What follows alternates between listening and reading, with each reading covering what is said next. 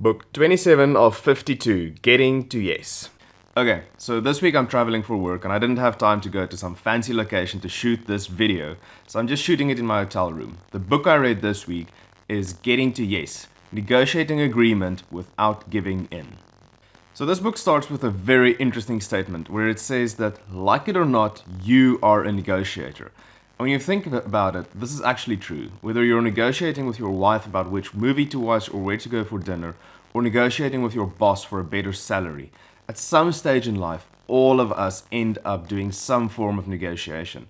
So it's really useful for all of us to learn a little bit more about how to negotiate. The basic technique from this book is called principal negotiation, and I'm going to highlight only 3 points from principal negotiation. The first one is focus on interest, not positions. So if you want to sell something and you want $200, but I'm only willing to pay $100, those are two positions. And if we fight about those two positions, we aren't really going to get to a good solution. What you should be doing is looking at the other person's interest. Do they need exactly $200 to buy something? Or is there something else that they want? Do they want a good reference or maybe new customers or anything like that? If you look at the other person's interests, why they want that price, you can probably get to a solution that both parties like. And then that interests will actually be answered and both people will walk away and be happy with the deal.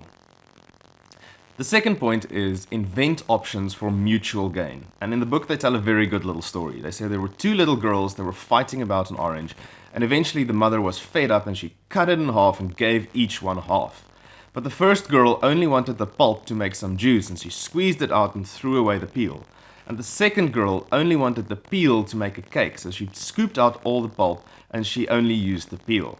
And this is a perfect example where you need to find different options, because a lot of the time, if you discuss the different options, you'll realize what the other person's interest is, and that ties in with the first point, and you'll be able to make sure that you satisfy both parties' interest. You can even stop negotiation. Just spitball, just throw out a bunch of different options and see if you find something that both parties like. And that way you make sure that both people walk away happy. And then the last point is insist on objective criteria. If the other person is stuck on their price and you think it's unfair, it doesn't help if you just argue with them and try and convince them that it's wrong. This is just going to become a battle of egos. So what you need to do is to find an objective criteria, whether it is a market price or something that you compare to whatever you're arguing about, but find an objective criteria where you can reason with the person and convince them that their price isn't reasonable. That's the only way to find an independent third party, someone that's independent from you, where there's no ego involved, to convince that person to bring their price down or find a reasonable price. That's it for this week. I hope you enjoyed this book and keep your eyes out. I'm going to be releasing a second video this week and I'm giving away 3 books, and believe me, this is a book that you want to win. I'll see you again next week with my next book summary.